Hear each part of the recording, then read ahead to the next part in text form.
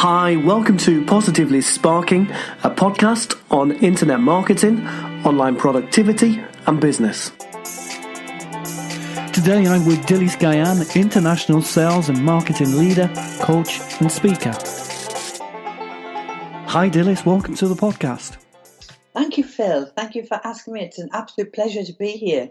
Oh, likewise, it's also good to hear another northern voice on the podcast. So Dylis, for those of us who don't know you, tell us who you are and what you do. Well, my name is Dylis Guyan. No Welsh, no French connection. I'm actually from a little village in the northeast of England, near Durham, but have lived in Oxford for the last 30 years, as you can tell by this cultivated Oxfordshire accent. I'm an international sales and marketing leader, coach, and keynote speaker, and I work with business owners and salespeople who sell to bigger businesses but struggle to attract, convert, and retain enough of their ideal clients. And they suffer from the peaks and troughs of cash flow very often. So I help them to fill the pipeline, even out those peaks and troughs, and to increase those sales for them, to enable them really to enjoy their role, to enjoy their business, and find that excitement again of when they very first started. And the same with the salespeople, of course. That sounds like a very useful person and role to have running with your business, Dylis. So I read on your website a little bit about the journey you took to open up this great career for you in sales. So tell us a little bit about that journey. Brilliant, thank you.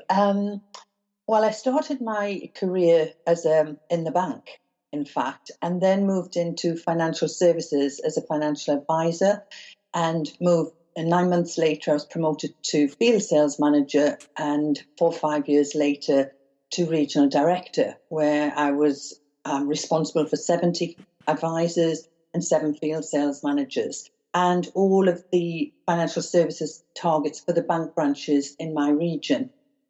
And I absolutely loved it. I loved it with a passion. I was like the Billy Graham of life assurance, getting out there. And we were always in the top 5%. And in 1999, in fact, we were top in the country. And Wow. We went to the conference in the January, and we won everything across the board, everything. Not just me, of course, my managers and my advisors. And then the following April, May, the bottom fell out of my world, because my boss, who'd been my boss for 7 years, and I really respected him. I had a lot of time for him. I learned loads from him. He, out of the blue, started this awful harassment campaign. And I can't even begin to tell you how hideous it was. I was shattered by it. And I tried to fix it. And to cut a long story short, I couldn't. And I thought, right, Dylis, you've got 2 choices here. You either put up and shut up, or you get out. And in my wisdom, I decided that I would leave and set up my own consultancy as a sales and sales management consultant.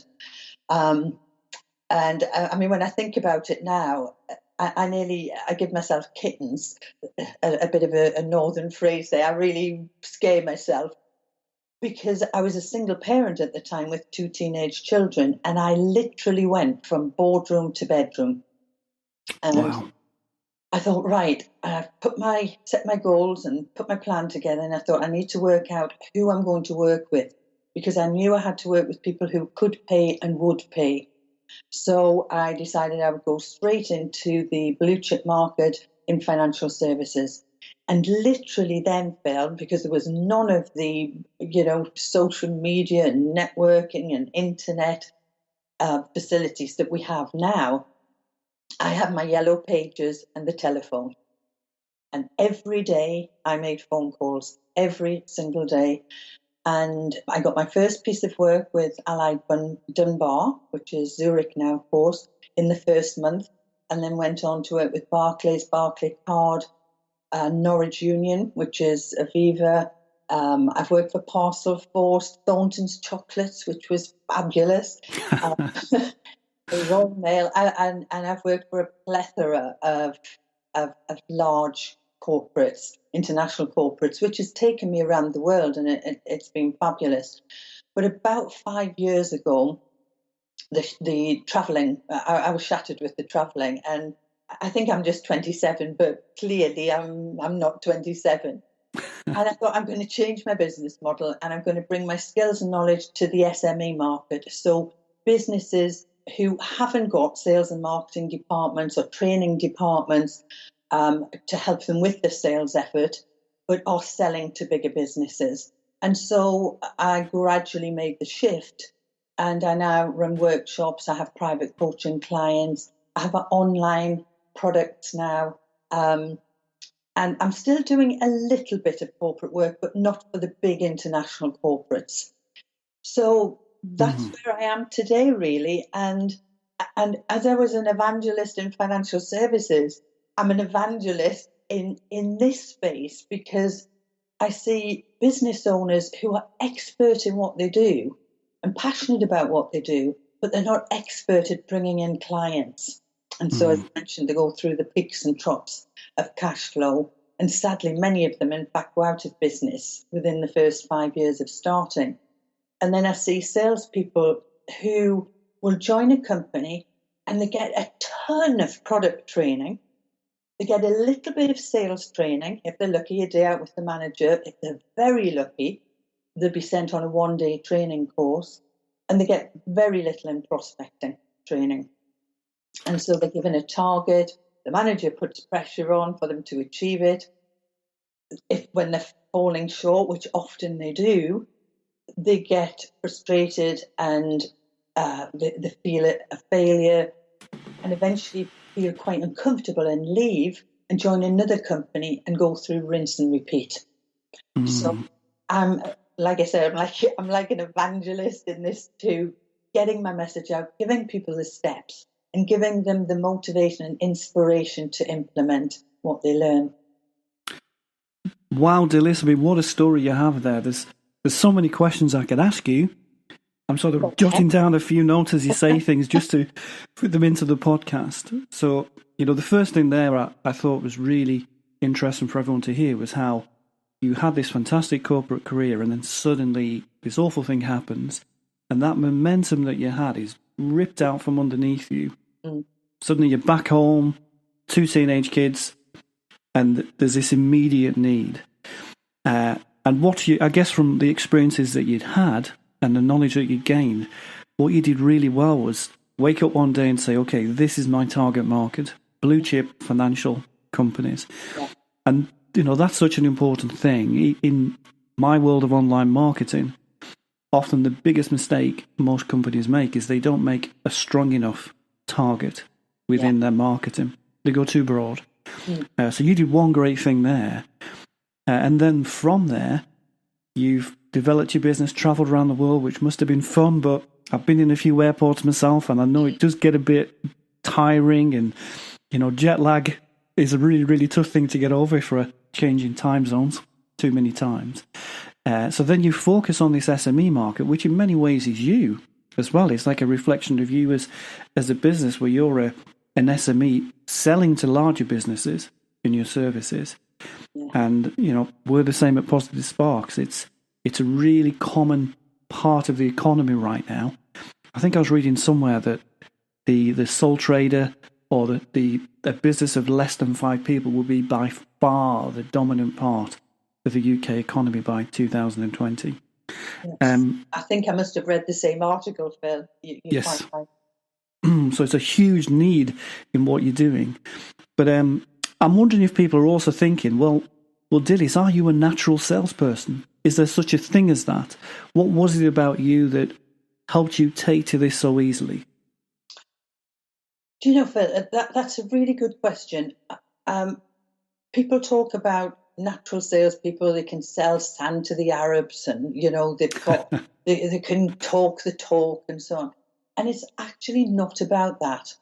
And when I realized what selling was about was very early on in my career as a financial advisor. And I will just add this little bit because it's so different to what happens today. And this wouldn't, in fact, be allowed now. But when I first joined financial services, I had to put a list of 500 names together, names and telephone numbers from the telephone directory. And as I say, that wouldn't even be allowed now. And every week, the company sent out 60 letters, and every night I made 12 phone calls, 5 nights a week, every night, without fail. And it was really early on that it struck me that nobody is interested in having a life assurance policy or a pension or an income protection policy lying in the drawer. That's not what they want. What they wanted was a financial safety net in place, so if the income stopped for whatever reason, they could maintain their standard of living. Sure.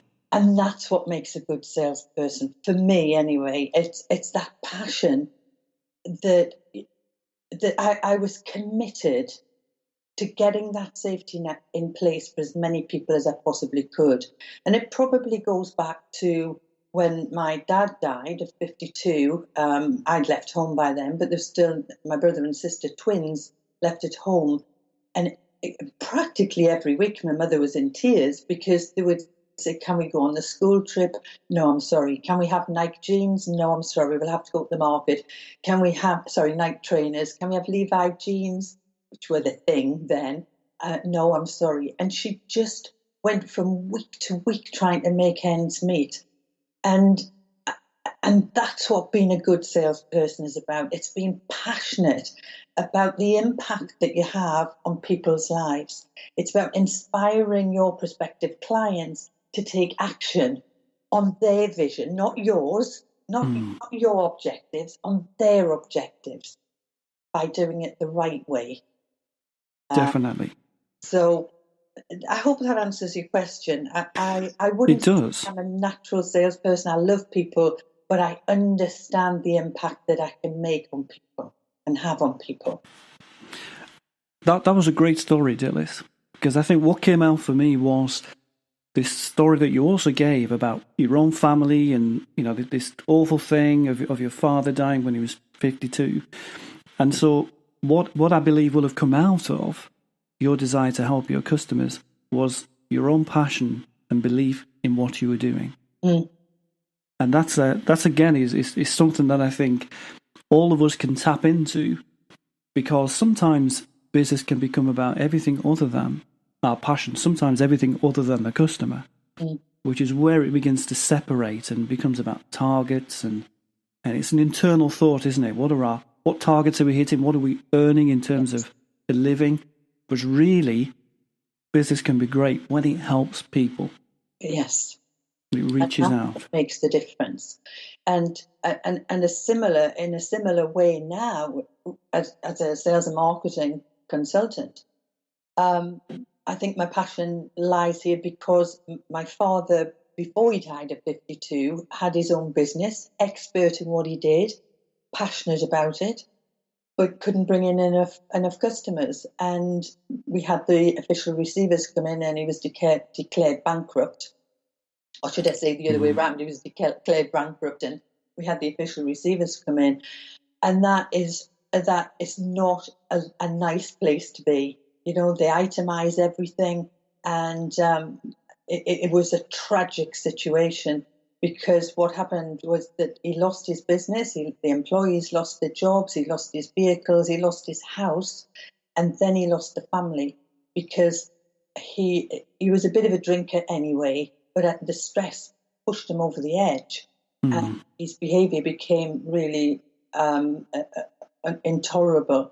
And so we went off to a council house, and he ended up living in my grandfather's garden shed for a week, and then a caravan for 3 years. And wow. Eventually, him and my mother got back together, and I clearly remember him saying, if only I could turn the clock back. And he didn't talk about attracting clients or any of that sort of thing. He talked about, if only I could have got more people through the door. Definitely so. Yeah, and then it wasn't many years later that he died at 52, and I really believe that the stress of all of that was a part of it, and the drink, of course. So my passion lies there too, that if I can prevent one business owner from going through that, then I've done a good job. And hopefully I'm preventing hundreds and thousands of people going through that kind of stress. Great stuff, Dylis. Really great to hear. And you mentioned something earlier on in our earlier questions about how you want to help SME owners enjoy their business again. Yeah. And I can see how that is in great contrast to what your own dad must have been going through when he couldn't get enough business in, and the stress was building up, and then the receivers come and all those terrible things. And I think you're doing that, Dylis. There's no doubt all these things you're doing is making that difference. And so let's say we want to speak out to everyone listening to the podcast and help all the business owners out there make their business easier. What are your top tips? Well, I think it's important to understand that your customers now are much more discerning. They're looking for much more from salespeople.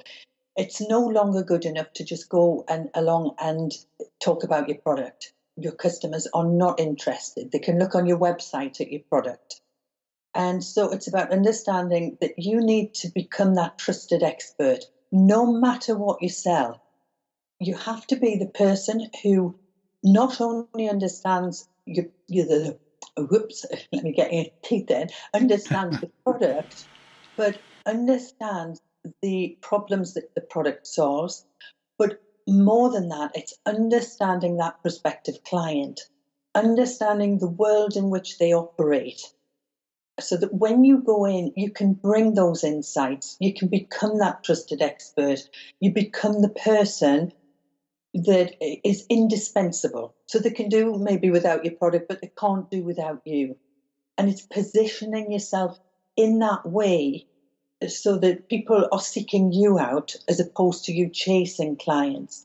And you can do that in lots of ways in terms of your marketing. Understanding your ideal client, and it's about defining that ideal client and then getting into their shoes. Understand where they are right now, what the problems are, what the impact of those problems, and what are the benefits of change. So it's about thinking about that before you start to make any contact. And also being very aware and very clear of what makes you different. Why should someone choose you as opposed to someone else? And it's about being clear on that. Now, when you've got an ideal client, you can do that. But if you're marketing to everybody, in fact, you're marketing to nobody because your message is too broad. Where when you've got that ideal client, you can drill down and really understand them. And you can put those clients into google.com/alerts. Now, if you put a client or a prospective client in there, their business, anything that's happening on the internet, you will get notification if you want it daily, weekly, monthly, whatever you choose. So again, it helps you build up this picture of that person's world and what's happening. And you can use that information when you're contacting clients. So just to recap, go back and understand your customers are much more discerning. They're not just looking for product, they're looking for someone to bring insights. So it's important that you define your ideal client, get into their shoes, understand their problems, the impact of the problems, the benefit of change, and what makes you different. And then you can create marketing messages that will resonate with your prospective clients, where the clients are listening or reading and they go, wow, that's me. I need to know more. And they're thinking, you must have read my mind because that's exactly the issues that I have. And the other key thing, and I can't emphasize this enough, please think about making multiple contacts, because research shows only 2% of buyers will buy on first contact. It's only 2%. Sure. So you're effectively leaving 98% of business on the table if you only contact once. And this is what I see over and over again. People will send an email or they'll make a connection on LinkedIn and have a little bit of a chat, but it goes no further. They may make a phone call and they get a no, and they see that no as a defined no, and it isn't. It's just no, not right now. And so it's about making multiple contacts. There's all sorts of opportunities, both online and offline. A strategy I use and love is email, a direct mail, and a phone call. I will also connect on LinkedIn. So there's like a four-part touch there. If I get a voicemail, which often I will get a voicemail, I leave a message. And the message is focused on the client. And I will have a call to action at the end of that message, asking them to call me, or alternatively, I'll give you a call back on Thursday at 8:45, whatever. Please, whatever marketing you do, move to that phone call. People, for some reason, it's like a hot brick these days. They don't want to pick it up. And it's absolutely critical that you make that phone call. And I'm going to give you another kind of insight here. Something that I hear a lot is people say, oh, but I don't want to be seen to be pushy. You will be seen to be pushy if your marketing and your phone call is full of product, if you're just talking about product. When you're talking about the client and it's 100% client focused and the problems that you can solve and the benefits that you can bring, it's no longer pushy. And the other thing is that if you don't give people the opportunity to say yes or no, not right now, you are preventing people from benefiting from your product or service. Just like my financial services and my life assurance and so on, and putting that safety net in place, if I hadn't been committed to picking up that phone and giving people the opportunity to say no, yes, or no, not right now, there would be many people would have been left financially disadvantaged if their income had stopped. So it's ideal client, get in the shoes, work out the problems, the impact of the problems, benefit of change, and why they should choose you. Have some really robust, good marketing messages, which include the 4 elements of grab their attention, raise their interest, and create the desire, and then a call to action, and have a multiple contact strategy, and move towards picking up the phone. Then once you get that appointment, do some further research into the client and create and prepare some questions, because that face-to-face meeting, again, is finding out about them and finding out the gaps. And once you've got that, then you can present the product. And this is the first time you start and talk about product at that point. And once you've got that client, please put a repeat and referral strategy in place to ensure that you are nurturing that client, that you're looking after them, that they absolutely love you, wouldn't go anywhere else, and refer you to others. So that would be my top tips. Wonderful tips, Dylis. I learned something off you there, because I'm one of those guilty people who don't call. Right. I do the other things, Yeah. and I because I'm an online person, I'll try and replace the call with online cleverness. Yeah. So, a really well-placed tweet, or sometimes there's even ways nowadays in pay-per-click we can almost target one person if we know enough about them. Yeah. So I sort of chase people around the internet with adverts. Yes. But you're so right. The call is that final hurdle. And when we speak to people, something else comes into play, which is personality and, human connection, this other element. And it's from there that certainly all our best business comes forward. Yeah. But like many people, we're all shy about making a phone call. That's the way we are as humans. Yeah. Please don't be. I can't emphasize this enough. What's the worst that can happen? No, not right now.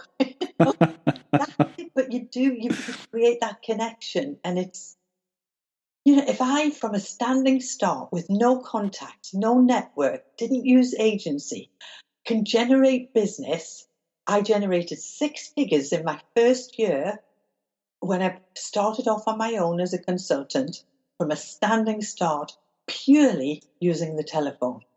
Mm. There wasn't any pay-per-click or, I don't know, but it's a long time ago. It's essential. It really Definitely. is essential that you pick up the phone, because many companies that I work with do get some good quality inbound leads, but generally it's never enough. No. And so you've got to be proactive and start and proactively look for business and find the people that you really want to work with, the people that you love working with in terms of your ideal client, and create a list of these ideal clients. I call it my dream list of 100 clients, ideal clients, and then I add to it, and I'm in continuous contact with them. I like it. I like the dream list, Dylis. Mm-hmm. We could even call that Dylis's dream list, can't we?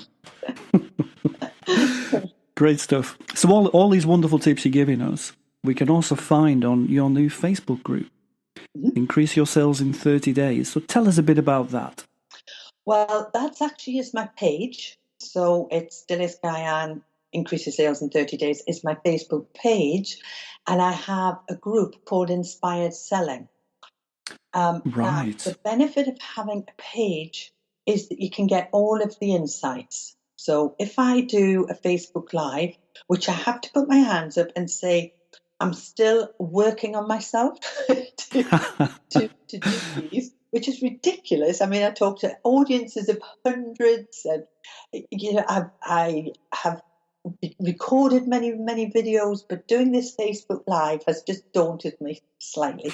However, I have started, and I have done my first one, but it gives you insights and tells you how many people have clicked and how long they've been on and so on. The page also, and you'll absolutely get this, Phil, will give you lookalikes like audiences and stuff for you to do Facebook ads.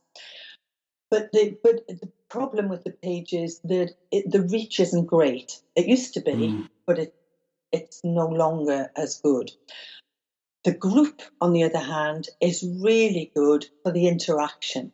So I invite people to my group, and I will post on a daily basis. I post into my Facebook page too, but it's different content. And I post into my group, and people interact. So the group is specifically for business owners and salespeople who are selling to bigger businesses and want to attract, convert, and retain more of their ideal clients, and at the same time become inspired to get out and give more people the opportunity to benefit from their product or service, and also to inspire their prospective clients to take action with them. Great. And buy their product or service. So I haven't had the Facebook group long. In fact, it's only weeks I've had the Facebook group. I've had the page for a long time. But I am loving the group. It's great because people can ask questions, they can post wins, they can talk about what they're promoting, they can look to collaborate with others. It's a really good community, and I'm looking forward to growing this bigger and bigger as the weeks and months go by. I've no doubt that you will. And Dylis, one thing I believe about Facebook right now is it is the best place on the internet to create a community, which is exactly what you're doing, especially with your group. And I've been working online for a long time, so before the days of Google even. So right back to when we're all using dial-up internet and using companies like FreeServe to access the web. Yeah. And so in that time, we've gone through different eras, and what originally came through the web was forums. That's where people would bond together. And the greatest thing about the internet is that it brings people together who probably wouldn't have met otherwise. And so, your group is the 2017 version of that. The internet's always done that. Yes. But it's on Facebook that this now happens. And I'm going to put a little agreement to you, if you like. You were mentioning there that you're working on yourself as regards Facebook Live, and I admitted to you that I'm not very good at making phone calls. Mm-hmm. So I'm going to encourage you to make those Facebook Live videos, because I know how good they can be for you. If you do go into Facebook advertising, right now, we can promote a video and get a view on that video for pence, for 3 and 4 pence a time. Mm. And if we do the same with a normal advert, then our cost per click, which is the equivalent, is 10 times higher at least, sometimes 20 times. Mm. So video is this opportunity on the web right now, which won't last forever. So the more Facebook Live videos you make, the more of a library of videos you'll have to promote to those lookalike audiences that you're creating. And if I encourage you to do those Facebook Live videos, Dylis, you do the same with me with those phone calls. Absolutely, yes. Yes. Gearing myself up to do my second Facebook Live. And really, what I want to do is just, because the bigger Facebook Lives I do on the page, but I want to just do some 2-3 minute videos in the group, just ad hoc, just Perfect. go in, Yes. I think that'd be really good. My commitment is yes, I will. Wonderful, because you are very much a people person. I am. I can see that you come alive when you're doing those talks to huge groups of people. I can imagine you feel the energy from them on stage. Mm. And the difficult thing about a Facebook Live video is we kind of feel like we're on our own. I know. We're in the room, aren't we? And there's no one else there. Yeah. But I must share this funny story with you if I've got time. Have I got time for that? You have. Go for it. Someone said to me, and I don't know where I heard this. I think it was some network meeting or something I was at. And they said, if you're a bit nervous about doing Facebook Lives, just get a photograph of someone and poke a hole through their eye and put that photograph on across the lens on your mobile.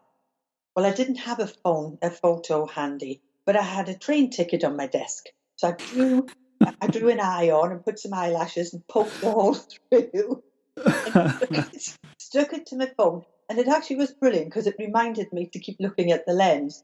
But when I reviewed the video, it looked like I was looking down a toilet roll. I was in a tunnel. I hadn't poked the hole big enough. So we learn, don't we, as we go on. We certainly do, and that's one great resource, Dylis. I can see how that helps you make your Facebook Live videos. So what else would be for next time? Definitely so. So tell us about what your other favourite resources, would be for selling effectively. As alongside that kind of drawn-on train ticket, what else do you need?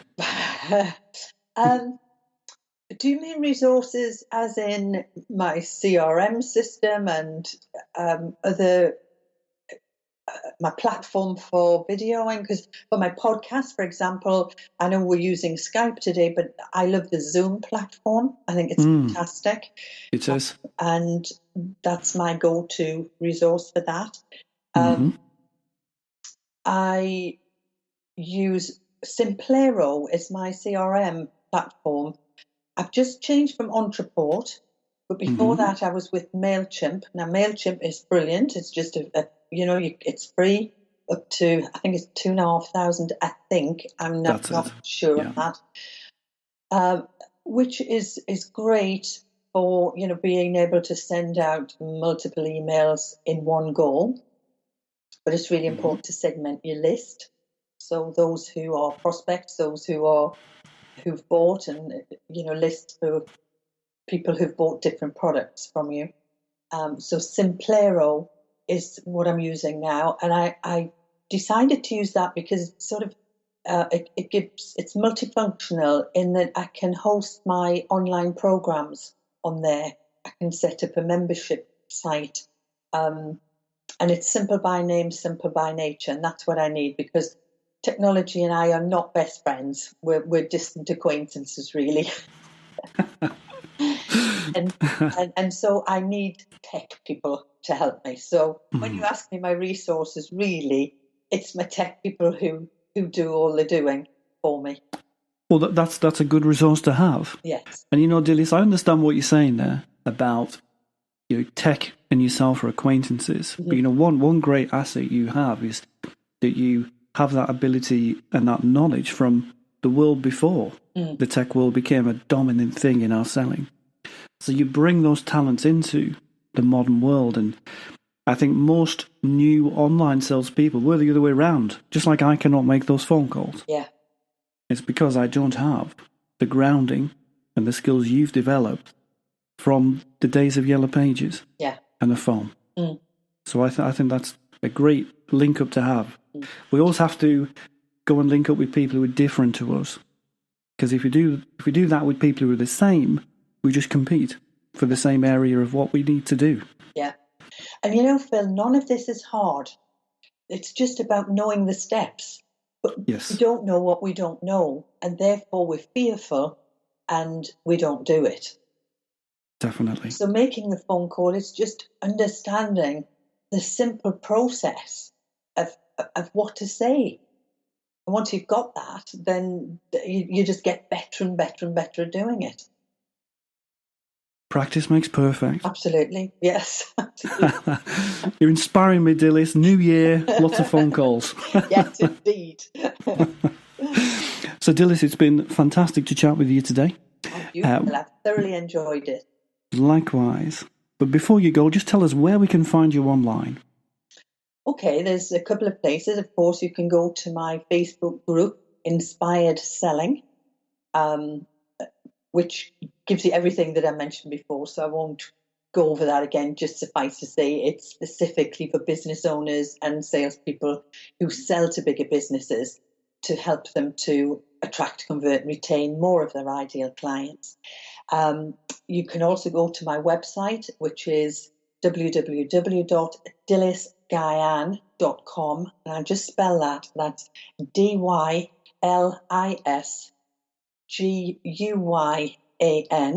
dylisguyan.com.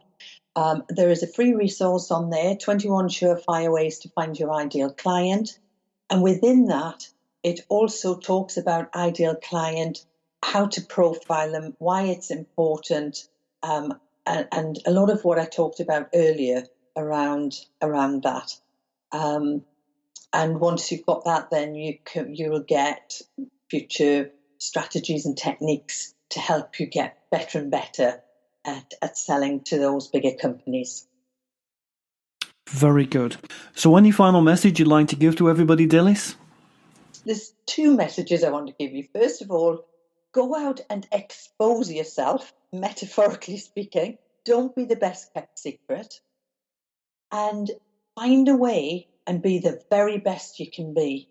Don't get stuck. Don't let the blocks paralyze you into inaction. Look, if you're stuck with something, take a piece of paper, write down your options and choose one and put a plan around it and implement it. So find a way and be the very best you can be.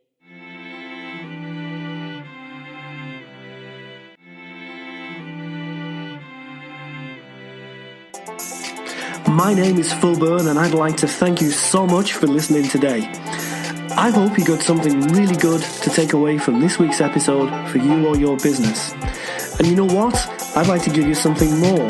In fact, I'd like to give you a whole free web marketing pack full of all my latest and best ideas on how you can take your business forward positively online. Download your pack at positivesparks.co.uk/pack. And most of all, guys, look forward to seeing you again next week.